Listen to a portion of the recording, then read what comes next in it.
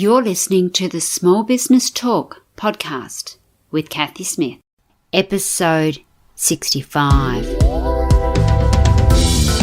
Small Business Talk is a podcast for business owners and entrepreneurs who want a better way to run their businesses without spending years doing it the hard way. Small Business Talk is hosted by Cathy Smith, who has run the same marketing agency for more than 17 years and helped hundreds of business owners achieve their marketing goals. Hey, I'm so glad you could join us. Today, my special guest is Maree Gooch, and Maree is from Value Creators. Welcome, Maree. Thanks very much for having me, Cathy. Really excited to be here. Can you tell us about Value Creators, who you are and how you add value? Value Creators started in late 2018, and it's a culmination of many years of work that I'm working with a colleague and a number of associates. What we're doing is working really hard about growing people and growing business, so they kind of come together. Importantly, often people don't understand their strengths and play to their strengths, so we use some tried and tested tools, and we grow the people in a fairly safe space, an environment where they have an opportunity to grow and flourish. And then we also share with them the importance of why businesses need to know what skills people have and also how people can apply their skills to helping their business grow, either their own business or their staff helping the business grow. Fabulous. So we have a variety of listeners. Some people are solopreneurs and they only have themselves, and other people have established businesses and now have staff as well. So that sounds great. As a small business owner myself for probably 35 years, I know what it's like to be lonely at the top. I know what it's like to be able to have a group of critical friends that I can call upon and just bounce ideas off sometimes. And also I know what it's like to have to or want to improve yourself. In my early 40s, I decided I wanted to do an executive MBA, so I had to jump through a few hoops at University of Western Australia. They let me in. Going through that process was an amazing thing. I had to learn to study and all sorts of challenging things like that, having dropped out a couple of times when I was younger. But it actually changed my life. It's been a wonderful place to be now, where we help others help themselves, either through their own personal development or through business. And going to the R&D tax incentive, it's about business helping themselves. So it's really setting up for success, creating things on purpose, and making sure that we get the best bang for our buck that we put our time and energy into, because it's precious. We could be spending more time with our families. We could be exercising and having better sort of access to mental health opportunities by looking after ourselves. And if we don't look after ourselves as small business owners, nobody else is going to. Excellent. So today we'll talk about how to actually upskill yourself as a business owner, whether it be for looking at growth in your business or growth in yourself, ready to take the next step. How you can grow your business and whether R&D, research and development, is the way you should go forward. So what do you think we should be doing there to looking at growing our business? Well, something that I've known about for some time, and then was approached late last year to do some work for a company through Value Creators. We had a good hard look at ways to grow the business and to inject some funds, so to get some cash flow, because in all small businesses, cash is king. We looked at the R&D tax incentive, and by diving into that R&D, research and development tax incentive, which is all legal, it's all there, and it's not very often that you get money back from the Australian Taxation Office. So obviously that's a bit exciting. We took a deep dive into it. It was a fairly difficult process to go through, because it has to be done in a particular process. Everything has to be squeaky clean. Only companies can apply, and every year you have up to 10 months from the end of the financial year. You have 10 months to actually make the application. So what was really exciting for one of the businesses that we worked with, we got over $190,000 cash back in the bank. This is where you spend it and then you actually recoup it back. There are some hoops to jump through, and now as a consultant doing that, we're really excited. Then some people that organisation knew referred us to another small company, a very small startup, and we got $33,000 back. Again, for a small startup to get $33,000 back was a hell of a cash injection, and really exciting for those involved. And it was actually really good fun for us too. Excellent. So you said you need to be a company to access those funds. So that's a PTY Ltd. That's right. Through corporations law and Corporations Act, you have to be a proprietary limited company, private company. It can be a public company as well, but private company. So many small businesses may be operating, and if you're a solopreneur, it's something to consider as you're going forward. If you're going to grow and expand your businesses, it's not a bad thing to be a company. You do need to get correct advice from your taxation advisor and legal advice. We don't do any of that sort of thing. However, we can refer you to people, and here's 3 names, you go and choose. If you've already got advisors, then we can work with those. But it does have to be a company. So if you're thinking about doing some research and development, it's a great idea. Happy to have a phone conversation or cup of coffee with someone regarding how do we set that up. So it's about setting up the company. It's about ensuring that you get the ducks lined up and the housekeeping done prior to starting so that you're ready to go for the next financial year as well. And in some instances, we've worked with agriculture. There were some areas where some people in agriculture sort of went willy-nilly and said, oh, I'm doing something new, because agriculture is seen as being a very innovative space. Again, there are hoops that you must jump through, and the Australian Taxation Office does look fairly carefully at agriculture, because some people went and probably put in inappropriate submissions, got their money, and then they had to pay it back because the ATO went through it with a fine-tooth comb. So what we do is go through it with the fine-tooth comb before. We don't do anything that's not going to work. We will help you with filling out the forms, filling out the actual process that you have followed or are going to follow so that you're prepared, and then help you with just making sure that the finances are squeaky clean. Everything has to be squeaky clean. Okay, perfect. So we're thinking of doing some research and development, and we either are a company or are looking at being a company. So what do you think is the first area that we should be looking at to do our research and development in?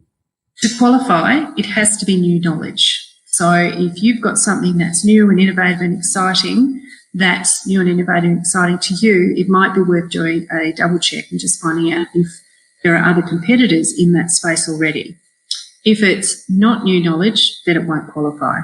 However, don't self-select, because sometimes with some adjustments it can be new knowledge. So, of course, there's patents and there's intellectual property and all those sorts of things that you will need to get advice on from the appropriate legal representatives and from taxation specialists. And you can put in your own application, or you can have support, or you can go through a tax advisor. So we actually operate with registered tax advisors that we know and trust, and they're all squeaky clean as well. So the underlying message in here is it's got to be squeaky clean. Because like you say, you don't want to get given the money and then having to pay it back afterwards if there was something wrong with your application. Oh, there's a whole lot of pain and grief, and you have to pay it back. So that's not much fun. No, not at all. So we've decided that we are eligible. We've got new knowledge. So what should we be looking at the process of trying to get the R&D money? With every research and development process, you need to have a hypothesis. So you must engineer a hypothesis or sort of write a hypothesis. And then you need to either prove or disprove that hypothesis by the application of whatever it is that you're going to do. If you have got a widget is a word that I use for a something. So if you've got a widget and it's a game changer, it's going to revolutionise people brushing their, I'll say toothbrush, because of the engineering that needs to go into the process of redesigning and manufacturing this new toothbrush. If I do this, then this will happen. And you then go through the process of proving or disproving that hypothesis. And that takes a stepped approach to say, I did this, I did this, I did this, this worked, this didn't work.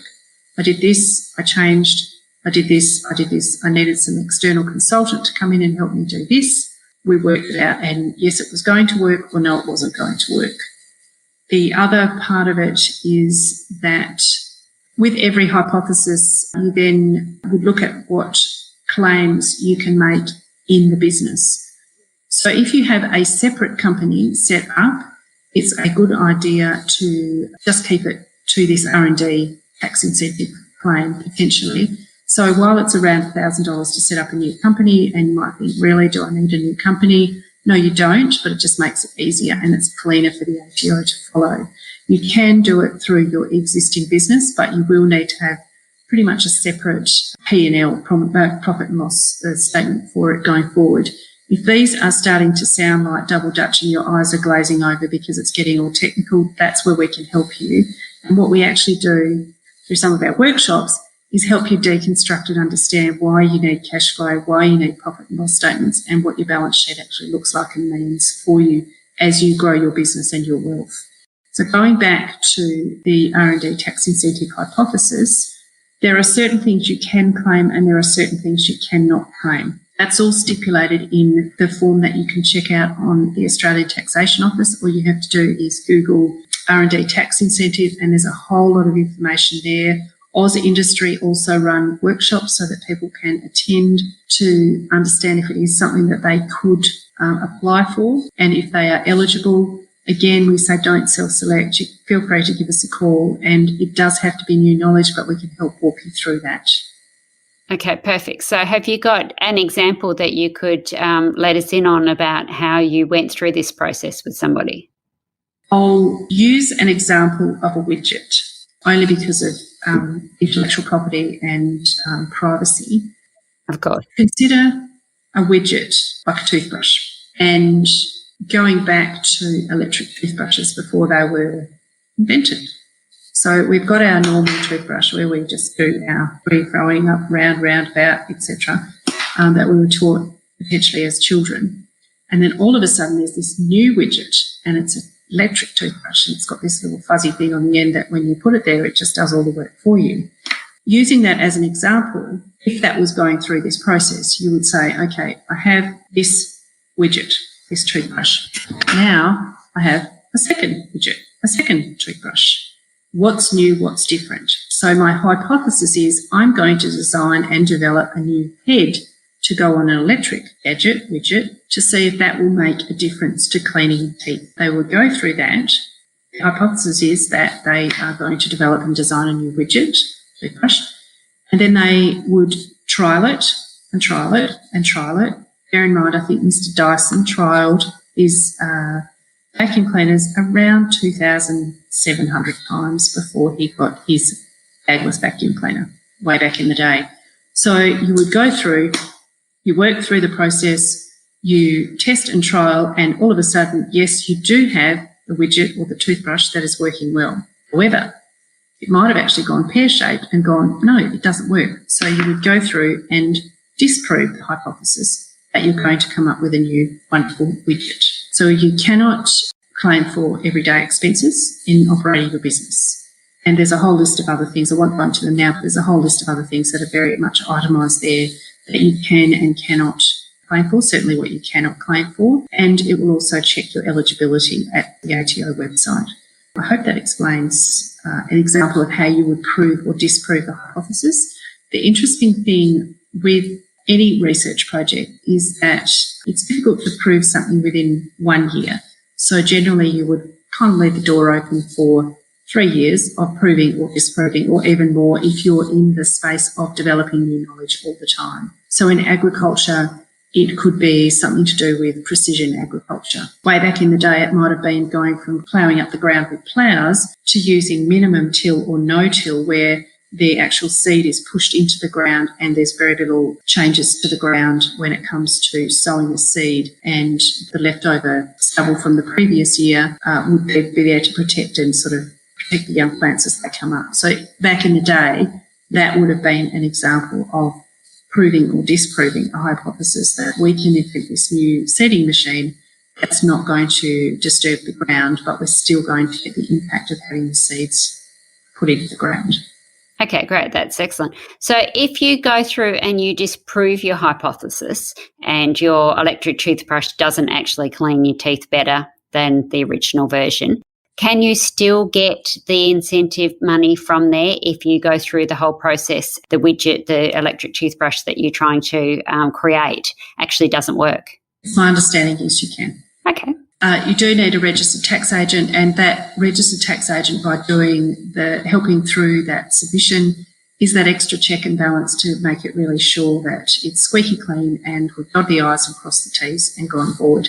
What we bring to the table at Value Creators is the governance, the finance, but also the strategy. So just in case you haven't thought about something, we'll apply our skills and knowledge and say, well, hang on a minute, do you want to scratch a little bit more? And maybe you're not thinking about something to do with making your new widget, and then help you actually really formulate that to ensure that it may be another level to the applications. Working with a client who is in another state and looking at bringing a new breed of animal into an area that's been drought declared, and by using new knowledge, and it's a new breed of sheep, they're going to go through the process to see that they are potentially ready to roll. It's our belief that they will be. So they're doing several levels. There's a new breed of animal, and then there's what they're also doing as to how the management of that animal is going to happen in a drought-declared area. So they're looking at things from climate change, animal husbandry, and also fodder. Okay, excellent. You mentioned before that you do workshops. So if people are kind of interested in going down this track but not sure whether they're eligible and whether they want to then set up a separate company, etc., is there somewhere that they can come and learn a bit more and put their toe in the water to see whether it's something they want to do? Yes, we will be holding a morning tea for people if they'd like to come along and have a listen, and that will be in May, date to be advised. We also run programs. We've got one called Upstart, and that's for early career professionals. So going back to what I began speaking about in the first part of our podcast, is we train the people up. So Upstart is very much about young career professionals, people who are probably between 18 and 28 and need to get upskilled a little bit about how to conduct themselves in business. So understanding their strengths and playing to them, understanding a bit about time management, get off your phone, understanding about, negotiation, communication, and we even do role plays and that sort of thing. So that's a 2-day program. We've got Turning Point. We're all at the crossroads. We're wondering, is this all there is for life? It's about what are we going to do for our next horizon. That's very much aimed at some internal thinking, and then we can apply that to goal setting and personal strategy. And we also have recently developed one on governance, how to get on a board or committee and understand what your roles and responsibilities are. I'm a fellow of the Australian Institute of Company Directors, and so we apply all that knowledge and learning. One new one, which is a Thought Leaders Hub. So very high level sort of mentoring space where people like us can come together. We do professional development for 30 minutes, and then we spend 2.5 hours on group mentoring in a facilitated space. So everybody gets to have a talk and a sort of, if they need to, ask advice from those attending. And it's a really special space where everybody's got your back for no other reason than they've got your back. It's a privilege to be involved in those sorts of group mentoring situations. I've been a mentor for probably 20 years, directly and indirectly, various programs through the University of Western Australia, GrowZone, and many others. And it's really exciting. It's our way of also giving back, and it always has that flow and effect of improving the business. Often at the top we're lonely and we don't know where to go. It's nice just to be able to go and have some advice or group sharing from those from a strategic viewpoint. Using an accountant as an example, accountants count backwards. This is more about where are we going and how do we actually move forward. Perfect. So growing your business might actually be growing you personally to take the next step. So something like that mentoring program might actually help you as the business owner to then have the confidence to take the next step to move into, whether it's R&D or whether it's a purchase of another business or whether it's just becoming an employer for the first time. Absolutely, Cathy. And that's sort of the point of difference of Value Creators, is to upskill the people. Then we have choices. Then to upskill the people into the business, then the business has choices. And it's really about people and business flourishing is what drives us, and we get excited by it. And we've got a team of hand-picked professionals who know their stuff.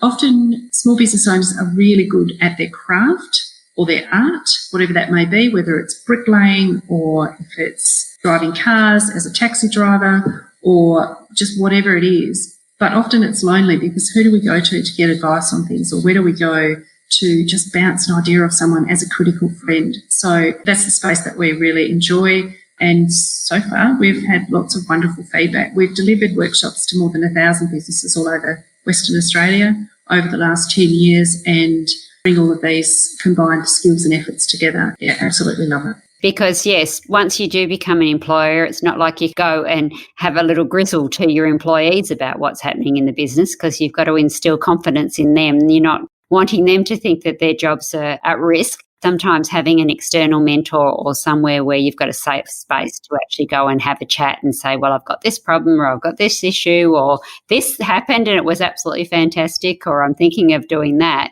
And they're not conversations you can always have with your employees. That sounds wonderful.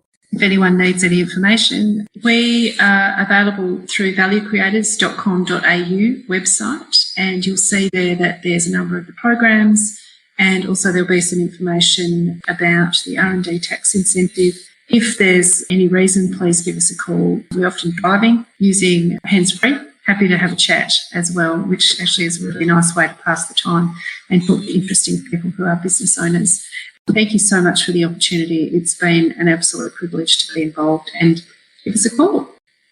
Excellent. And with all my guests, I ask them 5 final questions. So, Maree, are you game? I feel like I'm on, what's that show where there's press the button thing? Okay, ready? What is the best advice given to you by a mentor, since we've been speaking about mentors? Yes, best advice is to make the decision based on the knowledge you have at the time. Do your homework and don't regret the decision that you made. However, always go with your gut. That's my add-on. Always go with your gut. If there's this little alarm bell going, there's a reason for that. So trust your gut always. And normally your gut really does know a lot more than your head. So perfect. What is the biggest help you've had since starting your business? I think doing the study that I spoke about was very much sort of leveraged me and helped me find the space that I wanted to be in. But what it also helped me do was know that I don't have to do everything myself. Know that it's actually important to go and find other people that you trust. It does take some time to sift through all of that, but find people that you trust and that you can really get some really frank and candid feedback from. Not always something that you want to hear, but as a small business owner, sometimes it's what you need to hear. Absolutely. It's far better if we're told not to do something and then we go back and rethink it, rather than running that steaming train right to the cliff and then not being able to pull it back again. So perfect. Okay. What is the one thing that you have to do every day, your non-negotiable? Well, I would love to say exercise, but that doesn't always happen. So then one thing I have to do is also check emails, because actually they're important in the way that I conduct my business. I wear a number of different hats. I sit on a couple of boards. I check emails, and that actually helps me filter and then delegate in my own mind, chunk it down if there's a lot going on, delegate as to the time priority, what gets the time and attention for that particular day. And delegation is something that as small business owners we really need to work on, because if it's sitting on our desk for 3 or 4 days, then it suddenly becomes urgent, not because our employee or our contractor or our staff member hasn't done it. It's the fact that we haven't actually given it to them. And that can be a real block for a lot of small businesses, their own desks. So, yes, I love that. Putting my hand up there.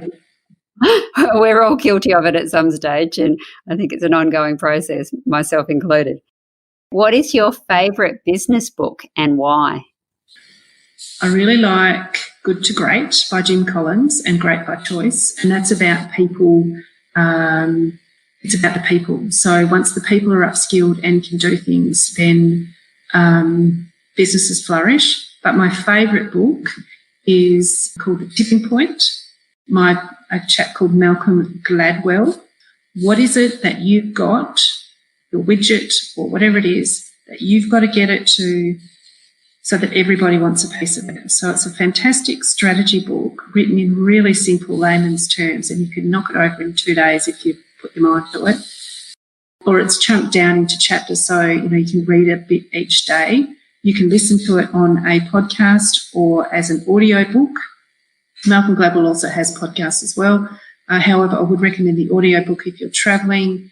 I'll leave people to go and check out what that actually means. But if you read that book, it will give you almost a revelation of how you need to set up your systems and processes, and don't be, it's not an onerous thing. It's like, who are the people that we need to get in touch with so that they'll actually sell our products for us? And I think that's a wonderful way to leverage your time, isn't it? Getting other people to sell the products that you love and that they love, which are yours. So wonderful. It's organic marketing 101, so it's great. Absolutely. Something I'm very passionate about.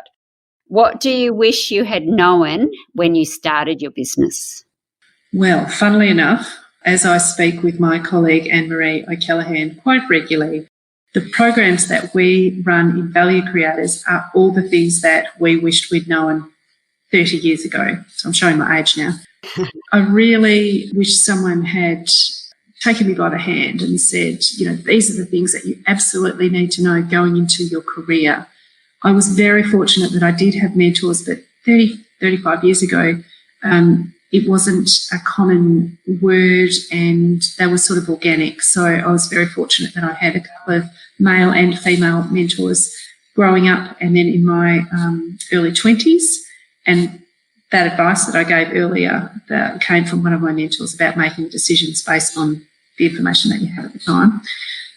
So interestingly enough, and it's not deliberate, but that's what Value Creators is doing now, is trying to help people fast track. I just think, wow, where would we be if we'd known all of that information, but not taking away from the journey of life that has been super important. And now as we go forward, we can share all of these little tips and ideas and tricks and things because we've learned them from other people. It would be the benefits of probably planning. We're here, we want to go here, how do we get there? If someone had actually worked me through and stepped me through what it was like just to plan a goal in my early 20s, wow. Absolutely. And you were saying 35 years ago, wow, you must have started at a very young age. You don't look a day over 40. I guess that's the other thing that people need to realise too. As much as we would like to know what we know now, back then we would be in a very different place now, whether that be good or bad, because it is part of the journey that makes us the people that we are, the cracks and the nicks and the crannies and all the imperfections. What do they say very regularly now? The perfectly imperfect or something like that. I can't remember. Perfectly imperfect. I like that. That's it. Perfectly imperfect. That's the one. We do need to take that journey, but if we can learn from other people's mistakes and fast track, then maybe the people going forward will have a slightly different journey. So wonderful. All right, excellent. So thank you very much, Maree, and we will put all of that in the show notes and the book recommendations, etc. And hopefully that this has been of value to the SBT audience and they can look you up if they're looking at growing themselves or looking at starting to grow their business into the R&D space and becoming a company if they're not already. So really appreciate your time. Thanks, Maree. Thank you so much. It's been an absolute pleasure and privilege. Don't forget to subscribe to Small Business Talk podcast and head on over to smallbusinesstalk.com.au/downloads for all the show notes and links to this episode. Remember, to be great, you must start. Pick one tip from today's episode, take action and implement it. Let's meet again next week at the same time and place. Until then, take action. And SBT community, enjoy your journey.